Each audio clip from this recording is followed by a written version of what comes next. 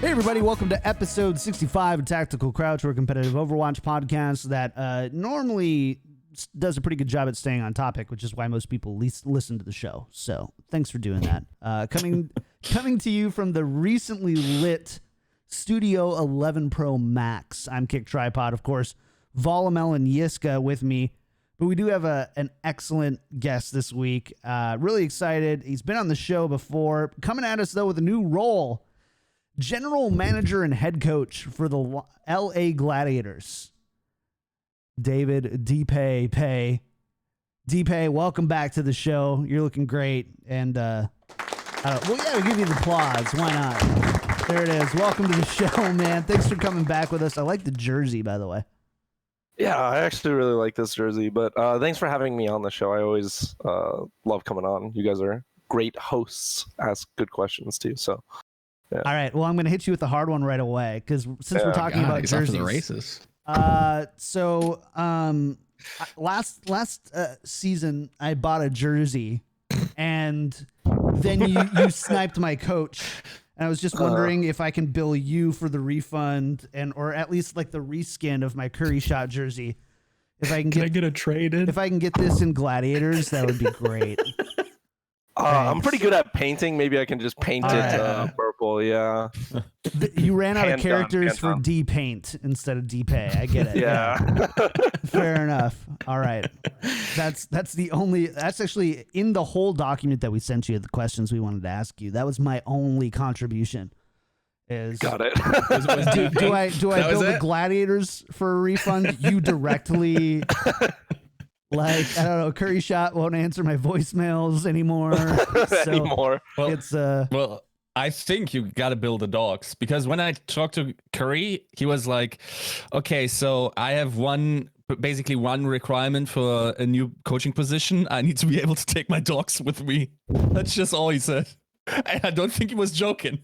I wouldn't be. Yeah, it's of course you got to take your dogs with you. Yeah. All right. The dogs are going to be hard with travel next year for sure. Yeah. Oh, he's going to travel with him? Like the dogs are going to China? No, the dogs are not coming. I don't think we're paying. Like, no, I'm saying it might be hard to have dogs. Yeah. I talked to him about it because he was like, can I have dogs at the apartment? And I was like, sure. It just might be hard with travel next year. Is all. Yeah, that makes sense. Fair enough. Well, DPei, thanks again for being here. We've got an incredible show for you, but before we do have a few pieces of just housekeeping we want to clear up.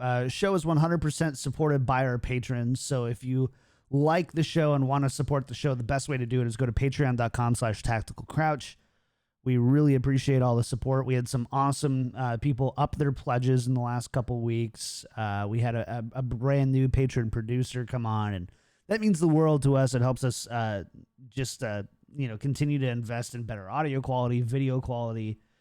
I have a lot of networking issues in this new apartment, and the patrons have been able to help us handle that. So if you like the show, again, patreon.com/tacticalcrouch, and then twitter.com/tactical_crouch. If you like the show, go follow us there. We post updates all the time. And also tweet us your questions and topics right to that Twitter as well. And of course, just like right now, we record live 11 a.m. Pacific time on Tuesdays at twitch.tv/KickedTripod. Of course, with the show, you can find it everywhere. YouTube, Twitter, or not Twitter, I guess Twitter, Spotify, iTunes, Google Podcast. It is everywhere. But let's go ahead and get to the bulk of it with DPei, and this interview is brought to you by our Patreon patrons, studio producers. We were going to work on that name, by the way. Battlecrab, Maid, Pin, Lulshin, and Charlie L. Thank you so much for supporting the show. This segment is because of you. All right, DPei. I got a bone to pick. So it's around October. No, it's January 2019. We just finished wrapping up our power rankings, and we put the LA Gladiators at number 4 and 5 respectively. And you send me a message in Discord, and yes, I'm disclosing our private Discord messages on the public podcast. And you're like, and you even tweeted out about it afterwards, kind of like tempering expectations a little bit about the Gladiators 2019 season, because we had them very high. We had them, Joe and Yiska had them at 4 out of 20. I had them at 5 out of 20. You're like, hey, like, let's, I don't know, fan the brakes a little bit or something. We've got a great team this year, but top 5 is pretty high. You finished top 5. So I want to know, what the man? Why are you trying to mislead me here? I mean, I think it's always just good to temper expectations for my own team, you know. Dallas can have the highest expectations they want, you know, but for my team, it's always good to make sure that, you know, the players don't get too high on themselves or like the expectations of the team. I think that's like a big thing for me, is to always stay humble. But I mean, from a clear like power perspective, I think where you guys put them at made sense. Our players are really talented. I think it was like roughly pretty decent metas for us, maybe not perfect ones, but good enough metas for us. So I think, you know, it makes sense that we ended up where we ended up. Could have been a lot worse, could have been maybe a little bit better, but you know, who knows really. So what I heard you saying there is that when we rate the Gladiators high, it goes immediately to their head. They're like, KickedTripod says that we're top 5. Let's go. They're getting their KickedTripod tactical crouch jerseys on. They're, you know, going to the clubs, getting bottle nobody service. buys jerseys based on 45 minutes of content. Really? Are you that just sure? doesn't happen. We can make that tactical crouch jersey happen. But yeah, so that's fair though. I get it. I think a big thing. Oh, sorry. No, continue. Yeah, I think a big thing for me is like, especially the hype like DPei and Roar had coming in. I wanted to make sure that like this guy was seen as like the messiah of like the second coming of Jesus, basically. And I think it was really unfair to him. Like I really do. Like I think I said this on the show last time. He's just an 18-year-old kid who's coming over from Korea. He like he's got a lot of talent. He's a really good player, but you know, it's unfair to him to that like he's going to save us and like put us in like the top 1 and 2 type of thing. Like that's a lot of pressure on him. I never really wanted to put that pressure on DPei or Roar that, you know, we have to be number 1. We got you guys because we're number 1. It's like we think you're good players and we want to have you, right? Like that was a big thing for me too, to kind of echo that philosophy. Yeah, that would have been my question. And of course, like the last season wasn't exactly the season where a DPS player could show or prove themselves that much. Considering that, I think he had still very serviceable performances. So definitely also was a contributing factor to where you ended. But yeah, it is. Okay, the problem here is if we don't do that, right? And I feel like this season, it's more so the fact than last season, because last season we had the DPei hype. This season, it only feels like people are excited about Sparkle. And then they maybe know Mag and they maybe know Li Jiegong. Like Mag is not even in Overwatch League. It doesn't feel like a lot of the players, especially someone like Glister, is really being welcomed with a appropriate like hype into it. And I don't know if that's a problem of media or if it's a problem of just general disconnect, because it's consistently amazing to me what is a story in Korea and what is a story in the West, and how there seems to be a membrane, and it's like, is that an English word, semi-permeable, where it only goes in one direction, where the Western stories usually reach Korea, the Korean stories don't reach us. And maybe we're missing a couple of those connectors, but yeah, it's certainly interesting to see that other than Sparkle, this season really there hasn't been that much hype around these players, even though we got some amazing plays coming in. I think it's really hard because like when there's 20 teams, it's just like a lot of people, right? Like when there were the original 12, it's a lot easier to keep track. Like each team has a clear identity. Like once you start going to 20, maybe like 28 or whatever, it's just a lot of people. So I think it's just hard for the fans to keep track of all these guys, right? Like you have like the most heralded guys are like the Shock, the Spitfire guys. You guys know them because they're the world champions, right? Like those are just household names basically. So it's hard to keep track of every upcoming rookie in the draft, you know. Absolutely. Yeah. Well, I do want to talk a little bit because as I alluded to earlier, you are coming to us with a little bit different role than you were in last year. So, and it seems like it's been quite a journey for you. You transitioned into an official GM/head coach position. You had on September 17th, you tweeted about you were actually looking for teams. October 1st, I know I've stalked you on Twitter, and actually not our patrons have stalked you on Twitter. And on October 1st, you were talking about how challenging it was being in this kind of limbo phase of where am I going? When can I start doing my job? And then on October 11th, I believe, is when you announced that you were coming on in your new role. Can you tell us a little bit more about the process that happened from going from September 17th of LFT to October 11th being GM/head coach? Yeah. I think there was just like a lot of uncertainty with the management change. There wasn't a lot of great communication. And I think basically there was, it was just hard because there was a lot of things going on from the Gladiators side, right? The KSE and the Sentinel side. And I don't know like the details about that. I really don't know. And personally don't care. Like it's none of my business. And yeah, that's just like a company dispute. And Sure. so I think that was like a worrying thing for me. But also just going into free agency again as a coach was kind of worrying, just because like there were teams I talked to, but there were teams I talked to also where it felt like I wasn't seriously interviewed. So like they already had a candidate they were backed by for like the managerial side or something else. So like it was a very like stressful time. I guess it's just, you know, I felt like I put a lot of work into the league and a lot of work into my craft, and it wasn't being like reciprocated, I guess, both from the current org side, which was just busy, right? Like these are things I understand, but it was just a hard time for me, like individually looking for a job. And so it was a time where I was just chilling, but you know how it is when you're looking for a job. It's just not a great time. You're in permanent limbo. You're prepping for the interviews. Yeah. CFT wasn't even out yet, so you didn't even have like any career alternatives. Like you had nothing. Like, I get it. I understand. Now that TFT, you're like, I'm floating through. Yeah. Well, actually, TFT was out. Why am I thinking? Yeah, it was it last was. year? Yeah. Never mind. Well, I remember that's when I grinded the most. That's when I got up to challenger and stuff. Yeah. Yeah. Well, I mean, it's really cool. I would love to know more about how the concept was introduced of like, you know what, David, let's go with you as a GM plus coach. Like, how did it go from head coach position to GM plus head coach? Like, where did those conversations kind of happen? How did you become the president of gaming? Yeah. How did you invent esports?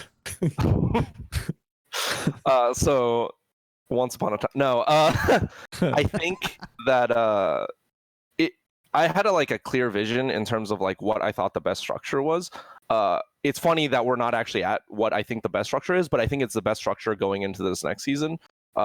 Last year, I was actually telling my management, I said, I think I need a general manager. Like I need someone to take the weight off from me from like scouting and watching contenders, stuff like that. It's hard for me to watch all the OWL games and then like try to keep a pulse on contenders, right? So for scouting purposes, I was like, this is something really good. And then someone to give us like some amount of oversight, because our management was super hands off. Like I would organize the meetings for bi-weekly staff meetings, like quarterly reviews, stuff like that. So it was like very hands off, and I felt like I was doing a lot of that stuff, which was fine, right? Like, but I felt like in the future, it's better if a head coach and general manager are split up, just like in traditional sports. Going into this season, I think esports is very nascent, where like you can't actually find what I think is a competent general manager. Like I think a lot of the general managers now are what are considered like team managers in a lot of ways. Like where does their expertise in Overwatch come from? Truly and honestly, it doesn't come from anything. Like a lot of the general managers are like kind of information gatherers, and then they they go from there and then they go off hearsay, right? Like they don't know what it means to make a team, right? Like and I'm not saying I'm like perfect at it, but I think making that have one strong direction from a coaching standpoint and then from a general manager position is really good. Like I know exactly what I want in a player long term. I know what I want in a player short term as a coach, like what I need for flexibility's sake. So I'm able to view it from like a very dynamic scope, I think. So it's weird because I'm checking and balancing myself a lot of the times, like because the decisions need to make sense from all perspectives, right? Like that's why I'm really in touch with my coaching staff and really in touch with my management as well to make sure like does this make sense, right? Like they are my guards and oversight, and a lot of the times like I want to get approval from these guys from that standpoint. And I think also going back to like esports, it's usually that the head coach picks the entire roster, right, and has full roster control. That's pretty much the main responsibility that I have as this general manager. It's more on the traditional side, whereas we have Brenda, who came from Guangzhou. She's dealing with all the operational side, right? Like, and we have Andrew, who's our team manager, who's dealing with the day-to-day stuff, right? I actually, in terms of management, don't have much more responsibility than a very powerful head coach. If that makes sense, because some teams like Krusty is like in all intents and purposes, I feel like the general manager and the head coach of that team, right? He's a strong leader. He chooses the roster. He knows exactly what he wants, but he also probably has oversight with Chris, with who is their GM and their other coaches, and their ownership group. Like he has to talk to those guys. I think it's like pretty similar in that regard. So I think a lot of people are confused when they're like, David's organizing the travel, David's doing all this stuff. Like really, I made sure that the support system around me would make it so that I could function as more solely like focused on the team itself and practice itself, if that makes sense. No, totally. And that was a big worry for me when I hear, okay, you are one man and you're given two very, very large jobs. I'm like, this is a Herculean task. Like this is tough for anybody, let alone somebody who has experience in the league, which is fantastic. And that's very, very good. But those are two big jobs, but to hear it kind of be decompartmentalized, which is refreshing to hear. I'm glad that, that's been taken care of, and, gives me a little bit more faith. Not to say that I didn't have any faith in you in particular, but that's hard for anybody, right? Like those are two very, very large jobs, and maybe it's my my misunderstanding of what a GM necessarily is, but it sounds like things are being taken care of. So I guess I'd check that off my list. I mean, it is a pretty ambiguous term in the Overwatch League, if we're being honest, right? Like some people are almost strictly business focused, and some people are just like very much, as you said, like a team manager, basically, right? Like the difference between, let's say, someone like Tasmo and then someone like Kate Mitchell was, for instance, I think there's a large difference. And then there are guys who are probably in between. I think someone like Mark Schwartz would be that for the LA Valiant. But yeah, in your general manager position, do you, for instance, also choose, I don't know, the content team? Or is it no? Yeah, absolutely not. That's a really good question. Really, I control everything from like the coaching staff down, and then besides that, it's really different departments, right? Like operations side is Brenda, and she like will get us housing, she'll get us food, travel, like she'll get all that sorted out from a systematic and a structural standpoint. And then we have Ryan on the other side, who's on the marketing side, and he'll deal with sponsorships, content creation, and he heads everything on that side. So I think we have a pretty good breakdown in terms of like, I'm the competitive team, Brenda's operations, we have marketing and sponsorships and stuff like that. So I think the delineation is clear for sure. So who decided, whose call is it for Gladiators Legion? Was that a business call or was that your call? Yeah, so who we have at like the top of the chain is Alex. Really above him is Mike Neary, but Alex is the one who really is the big communicator and rallies us all in, and he's the more or less like the final sign off, unless it's like a huge thing like housing or something like that. He and Mike had conversations, and I kind of was like more of an information gatherer for that. Like I'm like, here's the pros, here's the cons. This is kind of like where I see it. And they made the final decision. I can't say it's like unreasonable. I think it's like very reasonable for from a business perspective. Like if they're looking at it from a fiscal standpoint, it really doesn't make you money. You're only losing money. Like a big idea too, I think that is more important is that we want to do one thing well. Is kind of the overwhelming like direction we want to do. Like instead of having like, okay, we're gonna have an academy team, we're not gonna like do it great though, or like the resources towards it, like we're not gonna be able to dedicate enough resources towards it. Like, are we gonna have a scuff situation where it's basically disconnected like it has been the last 2 years? Like we would rather do one thing really well, especially going into the league where you having an academy team is really helpful, but it's not necessary to have success in the Overwatch League, right? Shock really didn't have an academy team going into the next year. Vancouver, like Spitfire doesn't really utilize theirs, right? Like Nixel definitely doesn't utilize theirs, or well, now it's gone. But yeah, you don't need to be successful doing that, but it is one more tool, and we just felt like we'd rather do the one thing well, focus on the Overwatch League itself, the Overwatch League team itself. And I think that makes a lot of sense because anytime my attention is grabbed towards contenders, it really is a pain in the butt. Like I have to learn the landscape. I'm like, what the hell is this meta on Junkertown? Like the map pool is sometimes different. Like the patch, like at least in season 1, the patch was different a lot of the time. They've done a better job of syncing it up. Like it takes a lot of resources to like, especially if we want to develop talent, like from a coaching perspective, like we would have to put in a lot more resources and a lot of time when really, in my opinion, like focusing on the Overwatch League team gets you higher value. So I see decisions both way. Like I would love to have an academy team if we had infinite money, but other people are making decisions. It makes sense. It's hard to argue for sure, but yeah. Definitely. I hope John doesn't mind me tagging on a question that wasn't necessarily like the chronological order how we pinned them, but you know me. Hey, down the list, please. Thank you.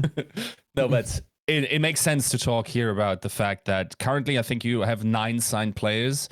Now, here's like, of course, the academy argument makes sense that like you don't necessarily need a practice partner, especially if you have 12 players where you can have 2 teams that just scrim against each other, maybe practice some defaults or whatever against each other.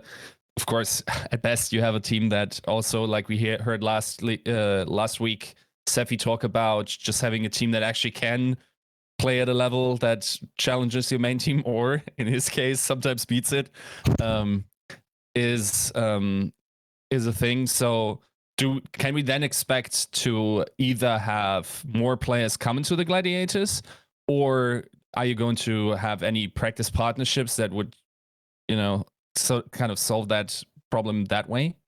Yeah, that's a really good question. So we're definitely going to we have a 10th player. It's just like going through some legal work, and it's a DPS player because like we just want to make sure we fill in all the gaps for subs and for just general flexibility. I think the DPS position is like really like a position where flexibility matters a lot. And you go into metas where you're suddenly on these niche heroes like Mei, Reaper, like you could be on Sombra, like you could have a lot of flexibility. So we're having an addition there. But from the internal scrum standpoint, yeah, I think that's something really important going into next year. I don't know what Brad's talked about, but like for example, when we scrim Legion wasn't even a bad contenders team. Like in the scheme of things, they were in the upper half, generally speaking, in terms of skill, right? They have good players, but whenever we scrim them, it really wasn't super valuable, I will say. Like it was like scrimming a bottom tier OWL team, which we tried to avoid, and so those scrims weren't super useful. So I think going into this year, we have like a very solid 10-man lineup where I feel like people really can challenge each other for the spots, right? Like and I think the use of internal scrims there is going to be really, really valuable. And then it also makes it so that your bench players, right, like your players who aren't playing in that particular meta, are able to get playtime. They're able to feel invested in the team, and then they're able to like they already understand the strategy you're working towards. If we know like we're prepping against Chengdu or something like that, we can be like, okay, hey, we're gonna play Bastion on Dupont point A defense because that's what Chengdu did on their match, right? Like we'll have guys who know immediately, whereas with Legion or something, we would have to like disseminate that information, and it has to be clearly explained because they're not looking at Al. Like, why would they care about our match against Chengdu? They're not up to date on like every little thing. I think we're able to get really good practice with internal scrims with kind of our 10-man roster. And the reason we have it at 10 is because we're allowing for flexibility in the future for mid-season pickups. Isn't that okay? That's two questions. One, great. All right. Yeah. Isn't how do you like? Is our coaches then playing to fill up these two spots? Yeah, I think that how... ringers are going to be. I know Shock did this as well. They kind of grabbed Sleepy, they grabbed Pooks, they grabbed Telom, Halo. They grabbed other people who were willing to do that. I think we'll do something very similar where it's people we trust, it's people who we think can perform at a high level, and it also serves as a mini scout, right? Like if you're interested in a player, you're like, okay, let's see how he's developed over time. So it allows for kind of flexibility that way. And maybe that person like isn't as good in another meta. You can swap them out so your ringers are higher quality as well. So I think it overall works out really well.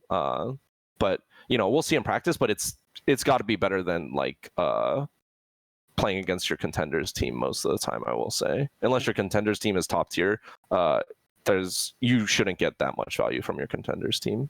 Where's my ringer invite is what I want to know. Yeah. You guys laughed way too hard at that, Joe and Yiska. They played Overwatch with me before. They're like, yeah. All right. Yiska, you're your other one. Sorry. Well, yeah, one question and I'm going to shut up. But there's one theory that I had is that this season, it would be much more important for teams to build a functioning roster before this season, simply because it depends on the travel schedule for the team, certainly. I think it's less of an issue, of course, for someone like Washington, who doesn't have to travel as much and therefore also doesn't have to get as many visas. So with the visa jungle I'm already expecting, despite even for people that are currently already signed, are you not concerned that mid-season pickups will be very hard to get online on the road, just like for the different spots? That's a very good concern. It's something that we thought about as well. Really, our big international trip in the seasons there's an Asia leg of the trip, and then there's European part of the trip. So that encompasses about like, let's say 7 to like 10 games or something like that. Our Asia leg of the trip, which is a majority of it, is early in the season. So that's where I imagine you would less deal with like problems of fatigue, injury, stuff like that. So, and then you also get to find out like what is going on with my team, what is my team dynamic. So from that point on, we're mostly in the US and mostly in easy visa situations where if you're a Western citizen, like you can get a US visa easier, you can get a EU visa like fairly easily. So that's something that we plan for. And if our Asia leg of the trip was smack in the middle of the season, maybe we would reconsider and be like, okay, hey, this is a big issue. But it really is kind of random because let's say you got a Korean talent, no matter what, then we're screwed that way because they have to get a US visa. It takes just as long. But if we get an American citizen player, then no problem at all. So I think our team is moving. Like our direction of our team is an English-speaking team. We're a Western team, and so that's the hope is that our pickup would be Western or someone who speaks English really well. So it doesn't necessarily cross off people from Korea, China, whatever. But likelihood-wise, we would pick up someone from the U.S. Or Western. So on top of, traveling and scrimming, this kind of ties into something that I've been very interested in and, seeing how you're kind of the head of, the team in many facets, whether it be general manager, coaching, scrimming, scouting, you have a lot of things on your plate. It sounds like we're leaning towards, some internal things, but within regards to traveling, it can't all just be in-house. So how are you approaching practice on the road? Is that something that you guys have thought about quite a lot? Is there anything that you're adding on to the structure? Is there anything that you might be changing from last season? Just in terms of the way that you look at things, is it going to be more theoretical? Is it going to be more just like comfort style picking? Like what's kind of changing for you with how things are going on the road? I think, yeah. So our day-to-day on the road, I have like a bigger plan of like how we approach travel, like when we would travel out, like how much practice I think we can get, how we can optimize practice. But from like a day-to-day standpoint, I think we're really going to have to feel it out during the season. We have like a good idea of like, hey, the day after we get off a plane is probably like going to be shitty scrims. It's just going to be bad scrims. Like there's no way about it. Like we shouldn't be harsh on the players about it if they're like a little tired or anything like that. We're probably tired too as coaches. Another thing is like, how are we utilizing like flights, right? Like for us coaches, we want to get gaming laptops. That maybe means we can look at VODs on flights and stuff like that. In general, like how we plan around getting the best practice area. I think like on our team, it's going to be a thing where I'm just going to say practice is sacred, and we have to make sure that practice not only is sacred from like a mental standpoint, but also that we get all the proper equipment too, that we're in the best practice areas possible. We're not just in some random PC bong and like we got random customers like coming over and like stuff like that. We have to make sure that wherever we practice, it's going to be good. So I think a lot of those things we're going to figure out during the season, and our general practice structure is going to change a lot. But for LA, like I know exactly what it's going to be. But you know, when you travel, hopefully you can emulate that across, because that's good practice. If you can do it one place, you can do it every place. So we'll definitely, you know, but I think it's important to recognize that we don't know what we're doing yet. Like truly and honestly, like we have to accept the fact that we can plan all we want, but the reality is going to be a lot different. So we have to remain flexible. And I think that's a big thing going into this year. One quick one before we move on. One kind of topic on the outside of the Overwatch League has been focused around the consolidation of talent within LA. And now with 2020 kind of, you know, right around the corner being next month, that goes away. Do you think there's going to be more stratification in terms of teams because they're not going to be all condensed practicing amongst each other, scrimming? You know, you talk about, you know, teams ringing for, you know, pulling from contenders, being able to really operate just solely out of one city, and now they're going to be all over the place. Do you think that's do you think teams are going to start to pull away? Do you think they're going to drop down? Do you have any thoughts around that? Yeah, I actually think it might be a lot close. It's going to feel a lot more random this year. I think a Shock Perfect stage will not exist. I think clip it. Just I think it's going to be hard just because the quality of practice that you're getting, like I did the math, and you're just getting way less practice than usual just because a lot of that time is budgeted for traveling, right? Like that you can't get as refined of a meta. You can't get as like refined practice. People won't consolidate to a certain meta. I like, you know, I think if you're in Asia, there's going to be a different meta in Asia at week 1 to week 3 than there is going to be in North America West, you know, because there's just going to be different metas being formed at these different places. So interesting. I think it's going to feel really random, and like I think for the fans maybe exciting, for coaches terrifying, because every team's going to be Chengdu. Like we're not going to know what people are throwing out. Everyone has a different read, right? Like I think you see this in international tournaments as well, like across the board, like whether it's League of Legends, whether it's Overwatch with the Gauntlet, or like the Atlantic Showdown, people are saying, wow, this team plays so much differently and we weren't prepared for that, right? Like so I think we're going to see a lot more of that type of thing, where it's just going to be, I don't know if certain teams will pull away, but I think initially like it'll seem a lot more random, and maybe teams will pull away after, as you see like, you know, their individual skill is going to be a big thing next year, just because if you have less practice, it just means you rely less on teamwork, you rely more on your individual prowess. But also maybe your infrastructure is better. Like you just get the best practice out of everyone and you thought it out better. So you're able to like pull away a little bit more than teams who, you know, didn't think about it as well. So I think it's going to seem random at the beginning. I wouldn't be surprised to see the league just like the power rankings are just screwed. Like, I don't know though. I don't know if you know, but this show is pretty good at power rankings. Like I just we're pretty good. Here we go. It's one of the few things I'm proud of. You guys? on the show. I think overall Joe we was finished. very accurate. Joe finished second. Yiska was like 5th, and I was like 10th. Out of like Yeah, I hated Chungu. like 35 ish. Thing we did we did pretty good collectively and individually. So challenge accepted, sir. And that's without you pecking my Discord DMs telling me to rate people higher or lower.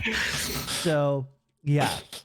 I will say, yeah, this year will be so much harder. Yeah. Like you really just gotta weave through the practice schedules. You gotta map out when the patches come. You gotta, all these things could consider inherent skill.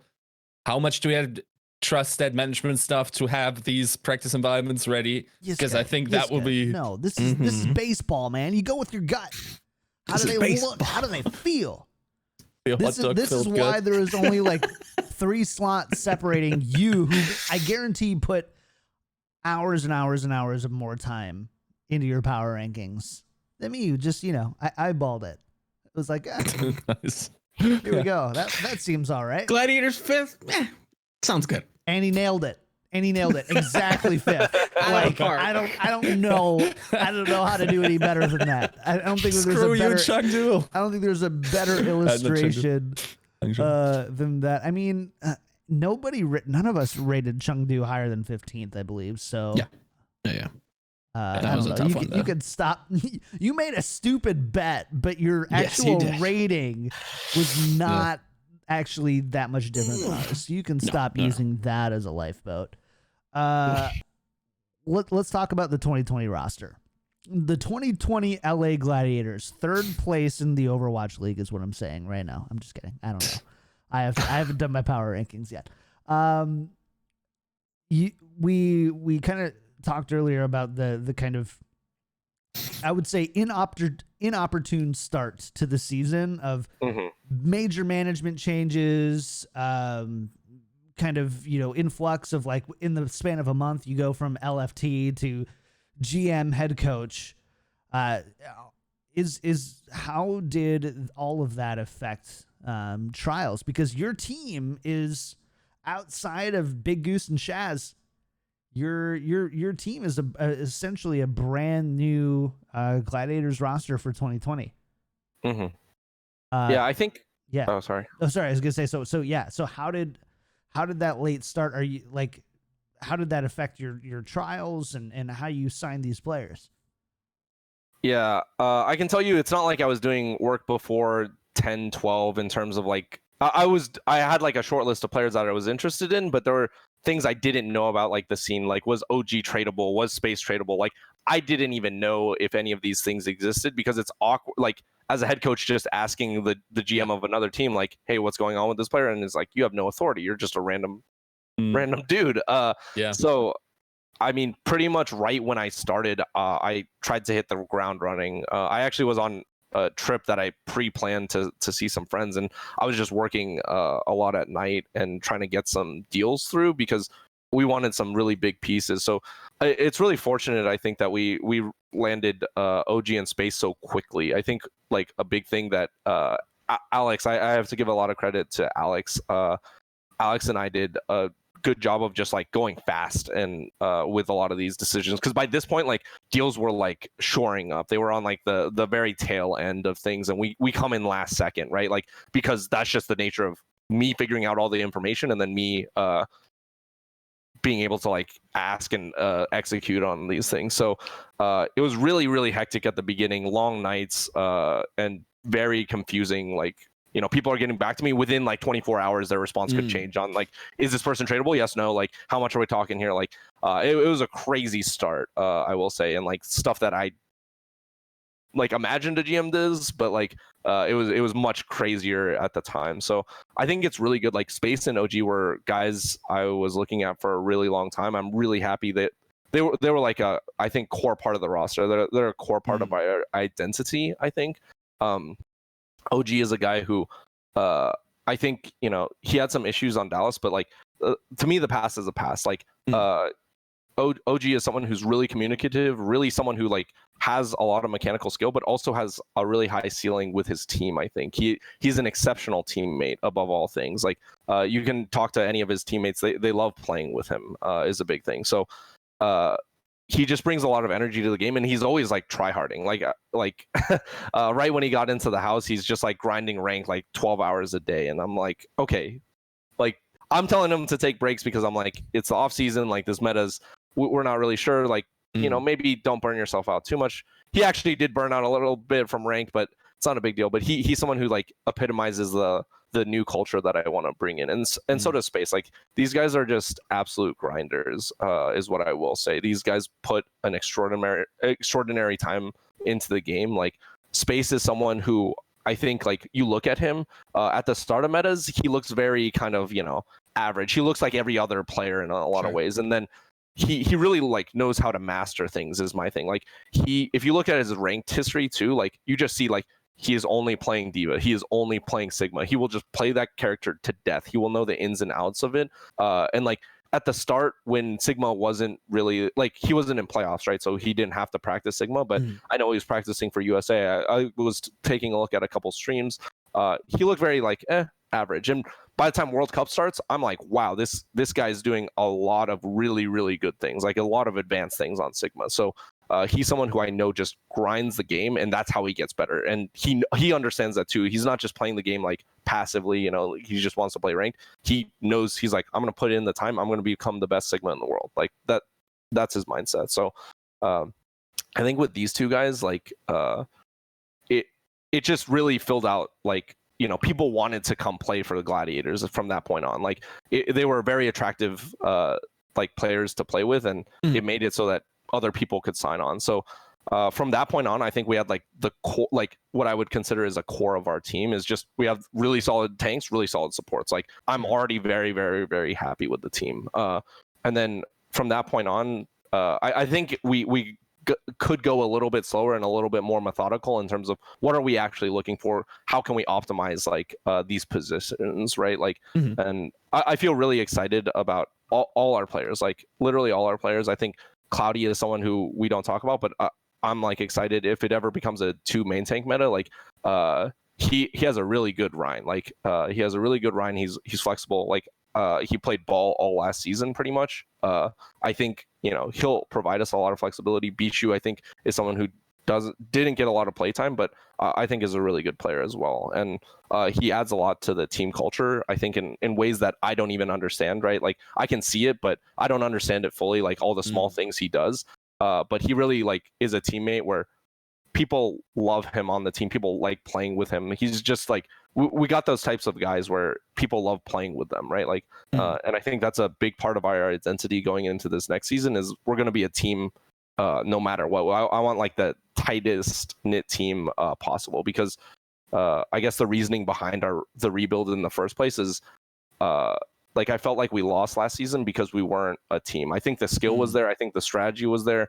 I just think that at the end of the day, we couldn't learn fast enough because people didn't trust each other enough, and there wasn't enough of like, hey, I got your back type of thing. It didn't feel like a team. So I think that's where like I'd rather go like 12th this season. I don't really care. But if we're a team and people's got each other's backs, like I think that's so important that to like put you over the top eventually. Like so that's part of the culture that I want to bring. And I think all these guys top down are really like that. Paintbrush too. You guys know Shaoxing Goose. These guys are really great team players. So that's kind of our core identity. Sorry. You had Bichu in Overwatch League Season 1, and CurryShot had Bichu in Overwatch League Season 2. Was that at all a factor in bringing Bichu back?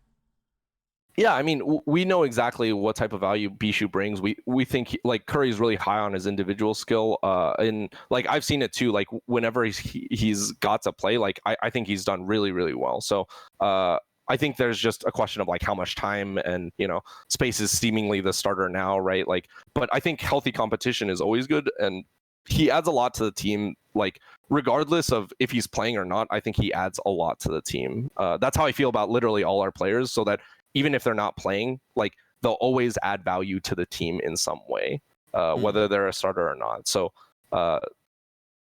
that's really important to me, because maybe Bishu's better in a particular meta than Space. I have no problem playing the better player, like literally, and I think everyone on the team has the same mentality. If someone is better for the team, you just play that player. I don't care what your initial impressions were. I don't care what your initial contract was. If someone's better, someone outperforms, that's the important part. So for all these players, I think they have a chance to step up. And Yiska was asking about internal scrims, and I think that's like a really good way to foment the inner competition as well. That's like the becoming a real team part. It's interesting to me, especially because of some of the players that were involved or are involved. And the obvious one to me, and I'm sure this is not just, or let's say, of course it's a rumor. We don't have any, in-house footage of players infighting or whatever, but it was sort of like not really a secret that the London Spitfire had some internal struggles, and Birdring used to also in some ways be involved in that. There were some, let's say, wrist injuries that occurred here and there. Are you at all concerned for him integrating into his first hybrid roster and then also becoming part of that team structure at all with his history? I feel really confident in Birdring personally. Like, I think, like, from an individual skill level, I have nothing but confidence in him. He played in our trials too. He's someone who probably doesn't even need to trial, to be honest, but given his caliber of play, but he trialed, and it, like, basically at that point we just need him to do okay, and like we're like convinced just because of his history, right, his body of work, but he was an absolute nut in trials. Like, you could, especially his Reaper, I don't think people know how good his Reaper is. His Reaper is like insane, and then his Widow too. Like, I mean, that's the hero he's known for, but basically you could feel the pressure. Like, I was watching another Widow play against him. You could feel the pressure of Birdring, like that they were scared to peek, but they didn't want to seem scared to peek, and they knew they had to apply pressure on their Widow or else it was free. And then like the Mercy's talked about, it's like, okay, anytime I shift, it's like 50-50, I'm dead. Playing against Birdring. So I have nothing but confidence in his individual skill. And then I think going on to London, I think there's a lot of stuff in team environments where things slowly start to snowball. And I did some research into it, and I can't say 100% what happened in London. I have no idea, but I think it's a combination of the championship lull. After you win the championship, you're a little bit more complacent. You already reached your goal. Like, is it really about the repeat? And I think that like kind of was contagious amongst the team, but also that they had high external pressure as well. Like, their expectation was to win the next championship. Why wouldn't you win the next championship if you won? So it's like very conflicting feelings, and I think something with Birdring is I think he's really motivated this season, and what's really great about him, I think, is a lot of Korean players don't want to be on English-speaking teams. I think Birdring and OG too, they especially see the value of English like long term, not just for their esports career, but just long term. They see the value of English, and there are a lot of Korean players who want to play on Korean teams, and I totally understand that. I have nothing against that. It's just hard to like recruit some of these types of players, and Birdring is definitely one of the guys who's like, yeah, I want to speak English. I want to get English lessons. Like, his English is actually really, really good. I'm like very surprised. It's probably just as good as, say, like Void's. Void is probably better at it, like talking, but his understanding is actually pretty high from my calls with him. So I'm really happy with Birdring, and I'm really confident in him. Like, just overall as a person and as a player, like, I'm really confident that he'll be a good fit for the team. Now, staying within the roster, you mentioned with the first question that you're bringing back the support line. Kind of tongue-in-cheek wise, are these your franchise guys? Is this the face of the Gladiators going into 2025? Like, is Shaz and Big Goose, like, that's the staple of the team in purple and white? Yeah, I mean, LA Honkers, let's go. At least if you're leading the charge. I mean, I really like working with Shaoxing Goose. They're really great guys to work with. I think something that they always bring, they bring the same level of play to practice no matter what. Like, I have rarely seen an off day from them, if that makes sense. From a mental standpoint, like, it's very easy to be demotivated, or like, that week be tired, or like, there's other shit going on. They understand, like, practice is practice. I'm gonna do my best. Like it's literally never been an issue with them, and they're just really reasonable guys to work with. Like they receive coaching really well. Oftentimes, like I put them lower on the list of like coaching priorities. Like it's been a conscious decision on my part because there are other areas that I always think we need to shore up, and they learn like by themselves. They talk about it amongst themselves. So like, but I think with more coaching, they can like go higher. It's just where I need a triage where I think I'll get the biggest value. But these guys are just, you know, really spectacular players, like the best Western support duo, like by far, right? Like no one else has credence to that title, and we're a Western. Like moving forward, we want to be a Western team, not a mixed team. I think last year, like you know, we talked about not being really a team. It's hard when it's completely mixed and we rely on translation. And once you have like 3 of each in a roster, it's clear like it's mixed. It's not even if like the subs and everything are English speaking, it is a mixed team at its core. So moving towards a more Western leaning roster like Shaz and Big Goose are really important, I think, because they're just top in class basically. They can compete on a championship level team, and I have no problem saying that. So and they're learning Korean as well, right? And that's exactly what I wanted to bring up. Like last year, we talk about having that mixed roster, and we saw a lot of content around Big Goose. Like you're learning Korean, and I'm sure Shaz was as well. Did you see that reciprocated in terms of not necessarily learning English, but did you see that was that a bridge over, you know, harsh waters? Did that kind of bring the team together? Was there any kind of like warm feelings from the Korean players that like, oh, okay, like you're, you know, I'm trying, you're trying, like we're actually in this together? Did that kind of help remedy things? Because it's all theoretical from the outside looking in, like, oh, that sounds like really nice. Like the Korean players, we always hear about learning English, but we don't really see a lot of the English speaking players learning Korean. Did you see that, you know, help anything at all? Yeah, I think if we were a truly mixed team going forward, that'd be really good. Like I wanted to force both Korean and English speaking lessons because it also felt unfair. But given that we're like moving towards a Western roster, I personally was going to take Korean lessons so that the players know like I'm trying. This was the only person on our team who like he elected into it. It wasn't like a mandatory thing. But I do think the players did like Goose is a nice guy. He's a really great teammate. Like he always has respect amongst the Korean players, whether he's learning Korean or not, right? Like but I think it's a really nice like sentimental thing for sure. Just I don't think Goose's Korean is great, but he like does try to like learn. He tries, right? It's harder if you're not immersed into the culture, just truly and honestly. Like if you're on an English speaking team, you're going to learn English faster than if you're on a mixed team. Because you're just forced to learn English more.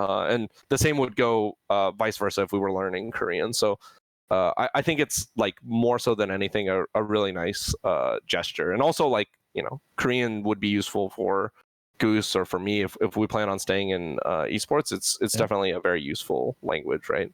Yeah, definitely. No way. Esports, South Korea centric confirmed here. Tactical Crouch, first time. Yeah, I mean, we hit all of our notes. I don't know, Yiska, what have we missed? Are there any hard hitting questions we missed? I mean, okay, there's of course you already said that there's a DPS player coming. As the roster looks right now, maybe I'm a little prejudiced there, but it feels like there's a clear starter in every position, and then there's a clear bench player.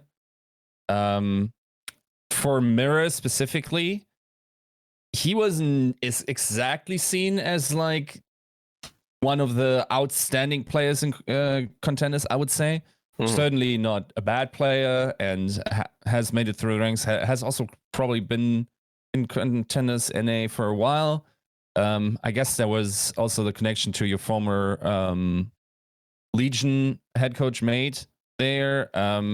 What is the deal with Mirror? Because I mean, if I'm trying to pick a championship winning roster, he's maybe not my first pick from contenders NA, right? I'm very confident in Mirror, to be totally honest. Like he shows things that I don't see from other flex DPSs. I think flex DPS is almost the hardest position to find, right? Like how many profits are there in the league? There's one. Like truly and honestly, like how many ultra flexes are there in the league? It's just profit, right? Like he's a rarity, and I think when it comes to DPS, I'm looking for specific things. Like I think proactivity is really, really important in Overwatch, and I felt like we had very like not like on the spectrum of things, like very average communicator DPSs in the past. And I think that the plays they made were always very safe. Like they were always very like team-based and safe, which I think is good. Team-based and safe is good, but there are some times where your DPS needs to be able to call the game and command the game from his perspective. And you've been seeing this more and more when it's a Doom meta, when it's a Reaper meta. Like the Sigma and Orisa are just shooting at each other's shield until an initiation happens, more or less, right? Like someone's got to pull the go trigger, and then Goats too. It was someone had to pull the go trigger, and it shouldn't always be the Rein. Unless you're going for like an AoE clump sling or something like that, and you see a good clump or you're playing at a choke, it's not always the Rein. It's sometimes your Zen, it's sometimes your DPS. And I think Mir finds very good opportunities, is the best way to describe it. And sometimes he'll flub. I'll be completely honest. I saw that a lot in the tryouts where sometimes he's just feeding his ass off. But there are other times where like the decision making up until that point was correct. Like he just flubbed it mechanically or like misplayed it slightly. Those things can be improved on, but the decision making towards that is something hard to change. Like just going back to a player that I worked with before, Hydration. Hydration was like at the beginning of season 1 Owl, he was like basically a mute player, and we like me and Tim like really like working with Hydration. Like he's someone that we felt like we could teach, and he'll always try to apply it slowly, fast, it depends on the topic, but he always tries to apply it, and I think he does a really good job of that. But we fundamentally, like as a player, he was not going to be one of the like more aggressive players. Even throughout 2 years, like we've been coaching a really like hopefully like what I think is a very proactive, aggressive style, like but that's not where his personality lies. And I think that's fair, right? Like, and I try to make strategies like around that, right? Like I want to put him on fire. I want to put him on things that will make him successful, like Mei, like Junkrat, more like the defensive style heroes. But I think in Overwatch, we've been just seeing more and more proactivity that Mir really provides that. He understands that proactivity is going to win them, and he can command the team when I think people, the DPS especially, expect tanks and support to kind of like move them around, and then they're the silent killers. I really hate that philosophy. A lot of hit scans have that, and I think it's closer to being true for hit scan, but especially when it comes to the flex DPS, someone has to pull the trigger, and it can't always be the tank in the sport. Like they have such limited perspective on the game, like that I saw last year, that we were forcing things to happen because Roar would be the main caller, and that it wasn't always the best call, but Roar knew we needed to do something. We can't just sit there, and we already lost pace. So I think that's something like I'm really excited about Mir about. I'm also excited about a third DPS that I can't talk about, but he's kind of the opposite end of the spectrum. You can. Like I can. I don't think I'm supposed. Well, let's define can. You're GM / head coach. You're the boss now. Yeah. You decide. I don't think I should, but our third DPS, he'll give like good competition. I think. Like it's not like Mir's like a starter or anything. Like I really think for the DPS, especially, you're fighting for your role. Like that's where I view it the most like close, I guess. Like just from a initial perspective, but. Yeah, he is like a complete opposite of Mir, but provides something really great as well. He's like someone who's really practiced. I think he's like very methodical, and it's really good on certain heroes. Like Mei, like his Mei is really, really good, really top tier. So I'm like really happy with the mix of players that we have, and I'm really confident in like pretty much all our players. I think people who say like our DPS are downgraded from the year before, like it is really hard to get much better than Surefour and DPei. I will say, like those guys are really, really good, but I think that like this DPS line is better in different perspectives. Certainly, like it will be really meta to meta, but I think this DPS line is just as good, if not better, than the years before. Interesting. Yiska's reaction to that. Yiska doesn't believe it. He needs names. No, I'm just kidding. I mean, it's as you said, it's really hard to do that. Like for me, for instance, I absolutely believe that out of any player that ever played on your team, Birdring has the highest peaks. I also think Birdring has the highest peaks, some of the highest peaks in Overwatch history. Yeah. The problem is that this has been a player that was pretty inconsistent, especially also even in their championship run, and then thankfully it worked out in their playoff situation. But also his values are really deep. Like they would, as I said, they were definitely like you had to play Hurek at the head of it for some time, right? So of course there could be very real reasons within team environment that cause these things, and you can solve them, right? That is very possible. And it's also not necessarily bad to have a player that has high peaks and low valleys, because you just sub him out when he's not on, right?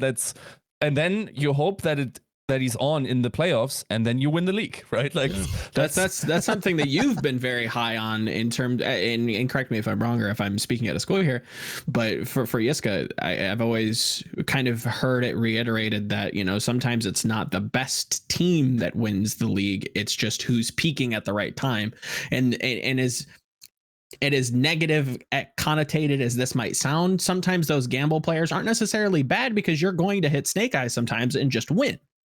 Yeah. Was that the London Spitfire last year? Probably not, but there's an element of that, right? And it's not necessarily a bad thing if you plan for it, right? And it sounds like Gladiators have, if that's even the case. The best thing you can have is just like two rock solid guys, and then you have two guys that just go like through peaks and valleys. And at best, you can tell when they are doing that, right? Like when you feel, okay, this is a phase where he's just like, there's less effort, he's burned out, something like this, right?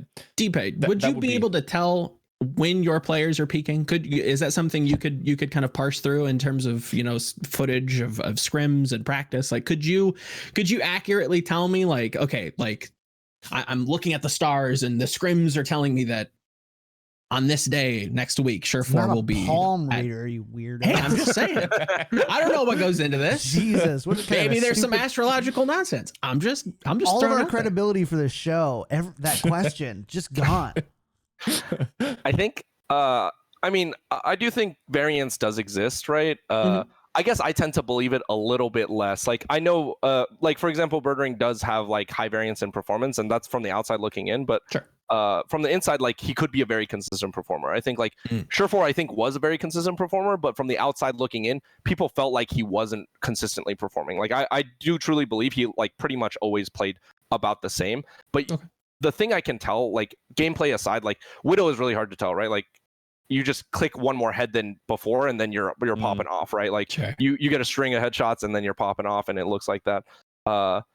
For Reaper and stuff, it's a lot of decision making and things like that. So I don't believe in variance as much when it comes to those team-based heroes. When it's Hanzo, Widow, Kree, I do believe that there is like, I'm feeling hot, like I got the hot hand type of thing.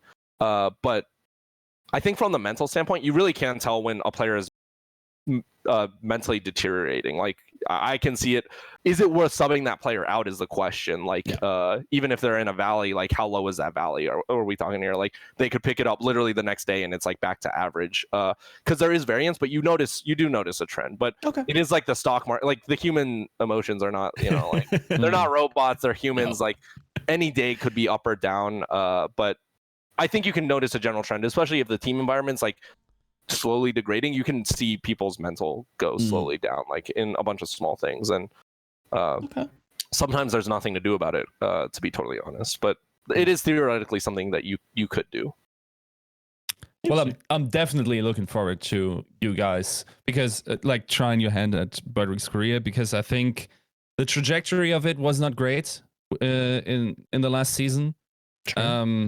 Especially what you're saying about the importance of a DPS player being vocal. I mean, this will be a challenge for him, certainly.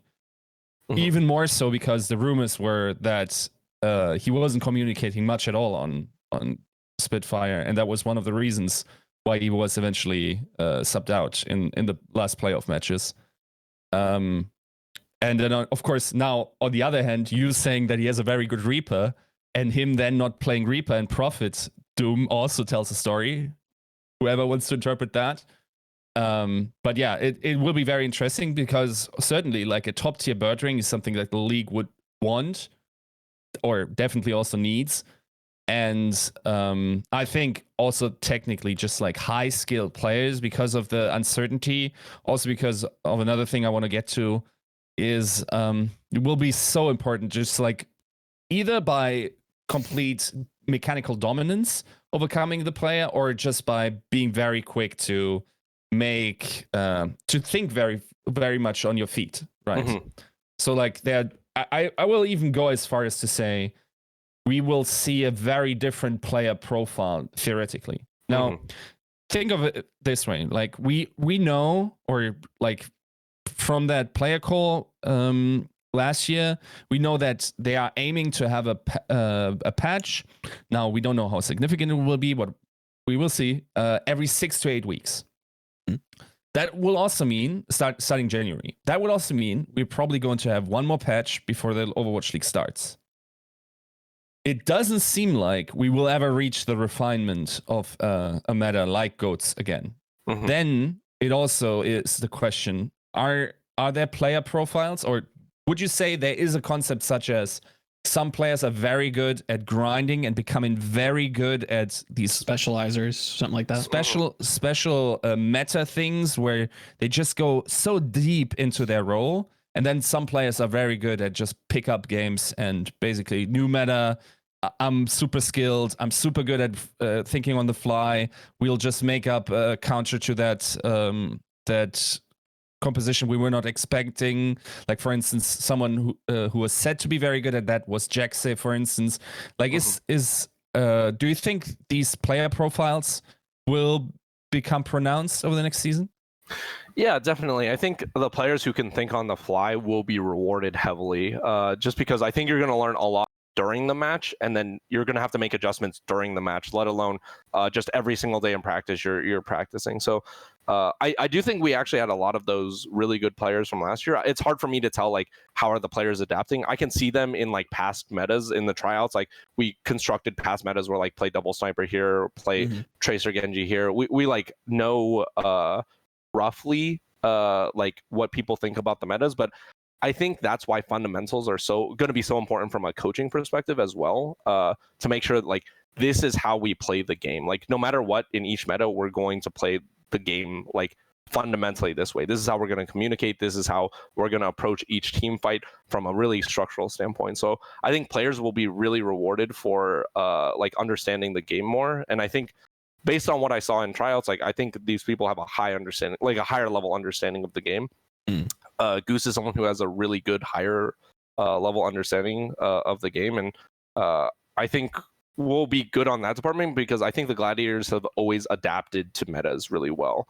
But we haven't done a good job of perfecting metas, and I will say that's like a fault of my own, right? Like I think we understand the game like fundamentally, but getting into the nooks and crannies of it, like I'm not exactly sure what to coach at certain points because it seems so minute. It seems so specific that the generalities start going away, and it's like really player specific. It's like we're talking like half a second difference of bubble timing is huge. We're talking like you deciding at like this moment to rush versus that moment to rush. I think it goes more in towards individual skill, but it's also a weakness of mine and coaching. But I think a strength of mine strategically has been like understanding the game more fundamentally, and that's why we've always been able to adjust to meta shifts like fairly quickly and figure out the meta, so to say.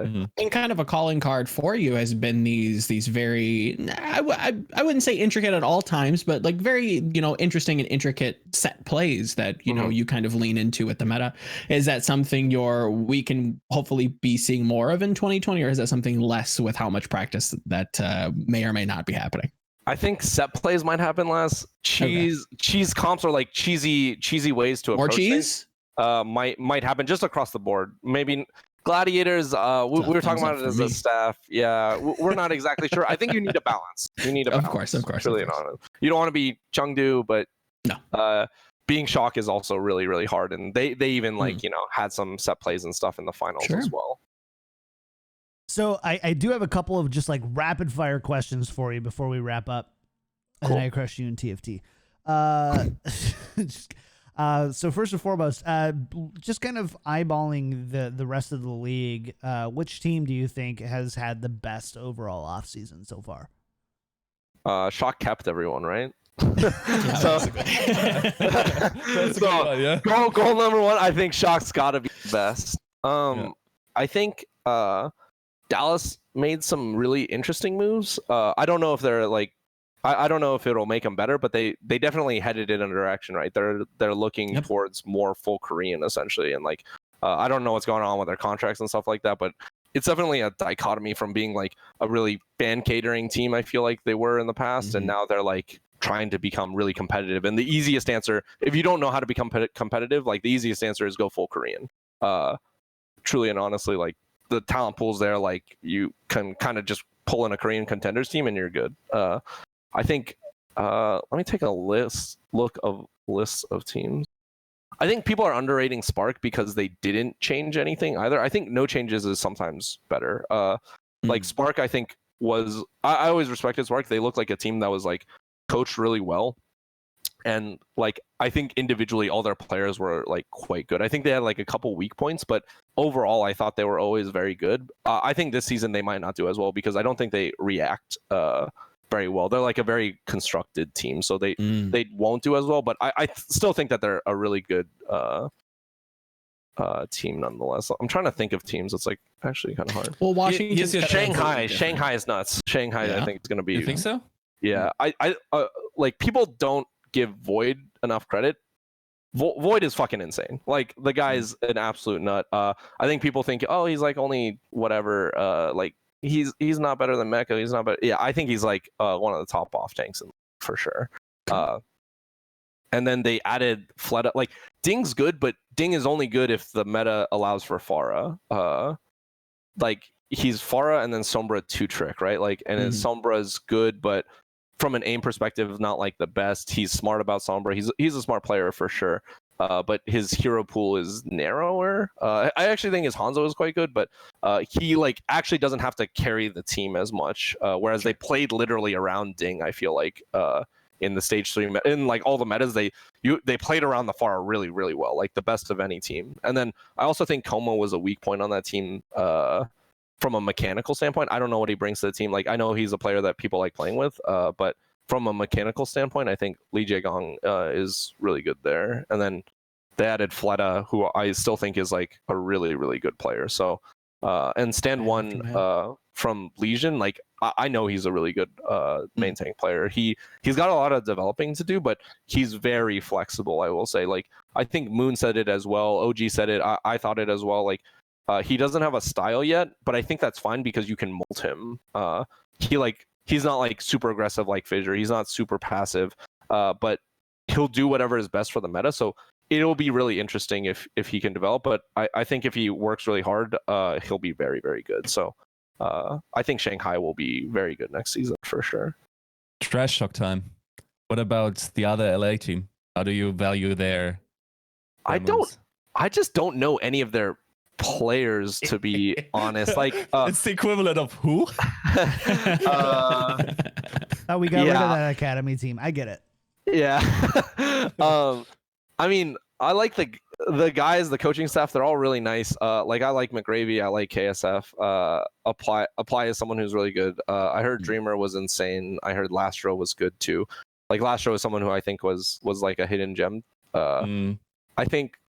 I mean, I don't think they'll do great. I don't think they'll do that bad, but the overall league has gotten so high that like they have to be towards the bottom just because everyone else is really good. But yeah, they're probably not great is the answer, but they're not going for great. They're going for like financially stable, right? Like they explicitly said that. So but I mean, Packing's a really good coach, so I'm sure if there's anyone who can pull together a team, I think it's Packing. So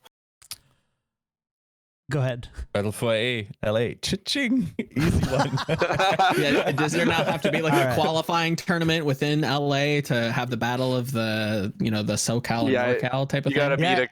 I think Berkeley. I think Berkeley has a college team, so you can at least have a nice fair. Okay. If Benchmob had it his way, that might be a thing. Florida Mayhem might just be out of the league. All right. So keeping on. No, I can't ask that. Yiska, come on. Yiska, you can't tease me like that. Come on. I can't do it. I can't. Paste it. 80% of it is because I forgot. 20% of it is because I don't want to make it sound like I forgot on the show because we're live. So thanks. Yeah, I have no. Yiska, you probably have another question, right? Well, I remember what this one was. You sure don't. You will see. I'm gonna try. I mean, do you have a question? Because I could ask him about something. All Okay, right, sure. Joe, get it. What do you like? Crunchy peanut butter or smooth peanut butter? Jeez, sell me short. Do you like one person that you've worked with that I don't know too terribly much about is John Galt. Mm-hmm. When we're talking about other teams that have, improved, gone up or down, whatever. Could you talk a little bit about what John Galt does well and what, maybe Washington could look like, how that coaching style might be? What could we expect from Justice? Because I don't know too terribly much about him. He's not very, forward facing, at least just yet. Mm-hmm. Maybe that'll change with the season start. But could you talk a little bit about, your time with him, what he does well, maybe what he could improve on? What could we expect from Justice? Yeah, I actually have a ton of respect for John. On the list of teams that I think will do like pretty well, I think Justice is a team that has the potential to do really well. I think Roar is a really good player. I heard Tuba was kind of insane.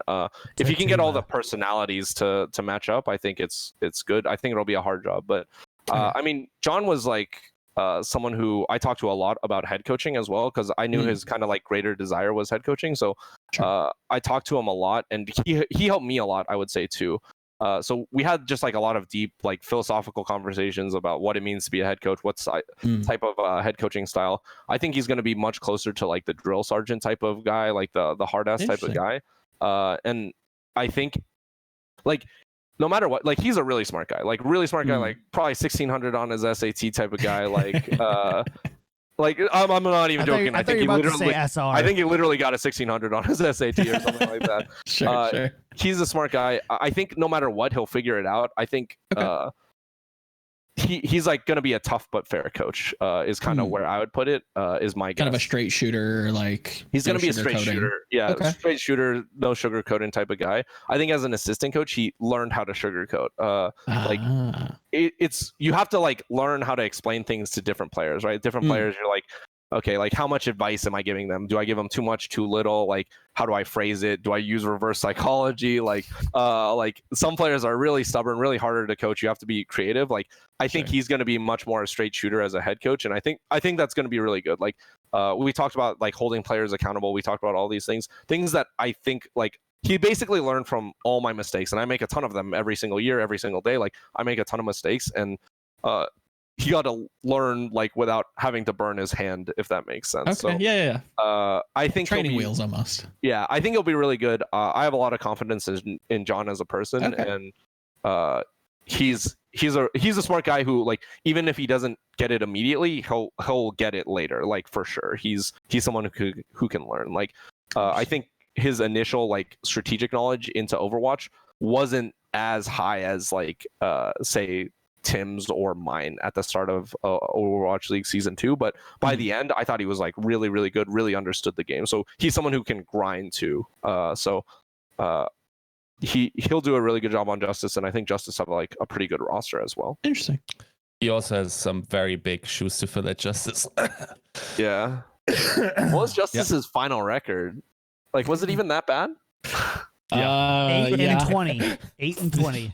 8 and 20. That was less bad than I thought. Yeah. Like, I guess it was because they popped off stage 4, right? They were like 1 and 20 probably before, and then they went like 7 and 0. Yeah, they got 5 of those in one stage. Yes.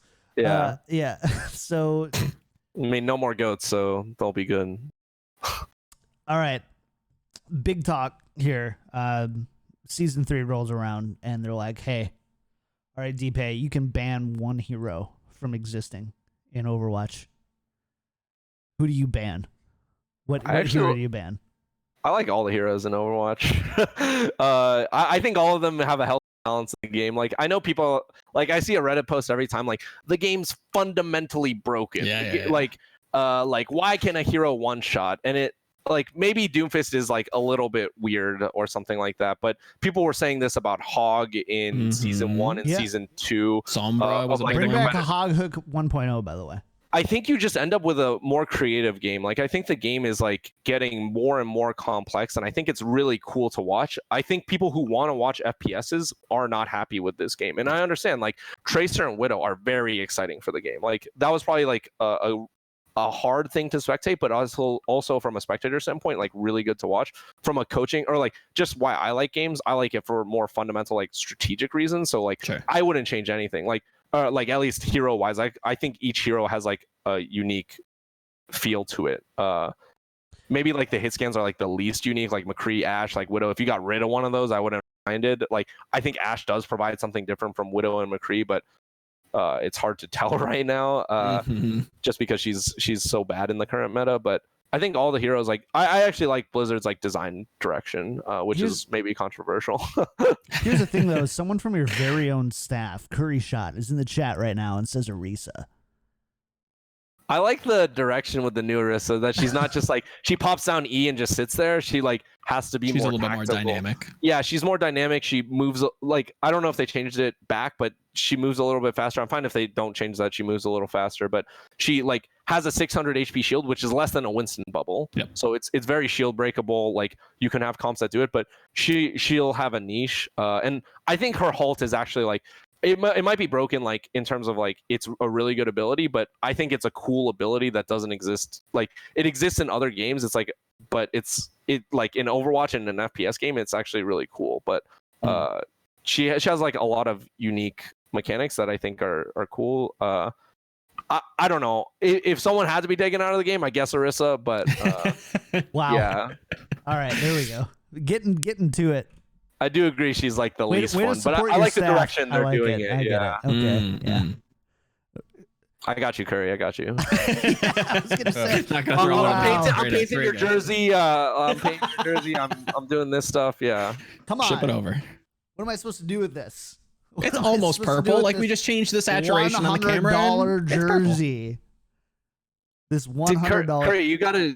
Well, I'll ask him later. Oh, I don't know why I'm talking to him. Like I can see him or something. I can relay messages via Twitch chat. All right. I do think that we're about at that time. I think we gotta get out of here. Point. It's man, this is a fun episode, super insightful as always, and you know, not without the memes. So I do appreciate it. DPei, before we get out of here, every time I have someone coming on who's representing an Overwatch League team, I want to hear you've got a bunch of fans, and you've the LA Gladiators fans I think are among the best in the league. Just kind of when you look at the different franchises, you know, they're not toxic. That they've done, you know, they've. I don't look at LA Gladiators fans and think, oh man, those toxic LA Gladiators fans. Valiant fans, sure, but not Gladiators fans. So throw them under the bus. I'm just kidding. Man, I was trying to get packing for next week. Come on, man. It's all right. Mike's out. Oh no, here we go. Come on and defend it. But for LA Gladiators fans who are, you know, kind of gearing up for season 3, do you have anything specific you'd like to say to them? Words of hope and wisdom and DPei leadership before we sign off. I know we had like a lot of changes. I think our team looks very different from the past years, but I think we're still gonna be a really fun team to watch. And I think our real fans have been like really patient with us and really understanding with us. And I think you're right that we have like the best fans in the league for sure. Like every time I go through a match start, it's like very supportive comments. I feel like we're one of the nicest fans, or we have one of the nicest fan bases. So hopefully the real fans stayed. You know, if you bandwagon onto other teams, it's cool. But I think Gladiators next year will be really fun to watch. So hopefully, you know, we can make you guys proud. And without knowing our power rankings, do you think that we're going to over rank you or under rank you this year? Probably overrank us. All right. Yeah, fair enough. We'll see. Other than that, DPei, shout out, any like shout outs you want to give, and where can people find you online and things you've got going on? DPei_OW for Twitter. I don't do content and stuff, so I don't have anything. Stream but yeah, TFT. You're welcome. Stream TFT. Yeah, people have told me to do that. I don't want to. I'm a nervous streamer, I feel like. Oh. That's fair. Awesome. All right, cool. Well, let's get out of here for ourselves then. Before we do, though, I think we've got some new patrons here. Joe? Yeah. Joe. Yes. Can I do the Patreon? All right. You can because I Be know my this guest. Be my guest. So this guy Are you sure is you know one of this those person? Are you Yes. sure? His name is Can't think about it. Walshin, and that's one of those guys. You know, whenever the Overwatch scene looks bleak, you've tweeted another tweet into the ether, and you're expecting like to be eaten alive. But this is one of those guys that always has a like that just like you just recognize it. I think he also has like the little anime avatar from the thingy. So I definitely recognize his name, and thanks for becoming a Patreon. Yes. Big thank you. And 5-star reviews. So I have to Joe. get this correct because there's also a spelling correction, and I have to make sure I read this. Thank you, big thank yous to Slightly Disappointed. Yes, apparently that is their name, Disappointed. And Alpha Kenny Body 69. Thanks for turning up with your. I didn't put that. Yiska. Thanks, Alpha Kenny. I got him again, guys. Thanks, Alpha Kenny Body 69. Big thank Kenny you. Body 69 is not a Hey, name. I've been And waiting not a for these people to 5-star actually come iTunes up with some review. amazing names. So I want some names so like DPei, this. what These are great. Yiska, I don't even care. This is fantastic. This is content. about 60% of man. Yiska's effort into this show is trolling Joe in our trolling show me. notes. And so 100%. normally it used to be if you scrolled over to the right, there'd be like a Yeah. big assy Just a penis giant. Yeah. or a That's- link to like a that's totally debated untrue. link or whatever. I've got receipts, bud. I got him again. So yeah, was good. That was good. I like that. Big thank you. If you like the show, patreon.com/tacticalcrouch. If you're like, hey, it's the holidays, I can't support you financially, go to iTunes and leave a 5-star iTunes review. It means the world to us. It helps us get ranked higher. When people search for competitive Overwatch or Overwatch podcasts, they'll find us easier. So we really do appreciate you for doing that. And of course, follow us on Twitter at tactical_crouch. Join our Discord, discord.me/Yiska out is where all the crouchers hang. So make sure to go and do that. As for me, you can find me everywhere at KickedTripod, Twitter, Twitch, YouTube, everything else. Yiska, you can find at Yiska out. Joe, you can find at Volamel. And that's going to do it for us. For this week, we're going to be back with a quick post show after this. Maybe we can talk DPei and play some TP. We'll see. TFT. We'll be right back. Bye.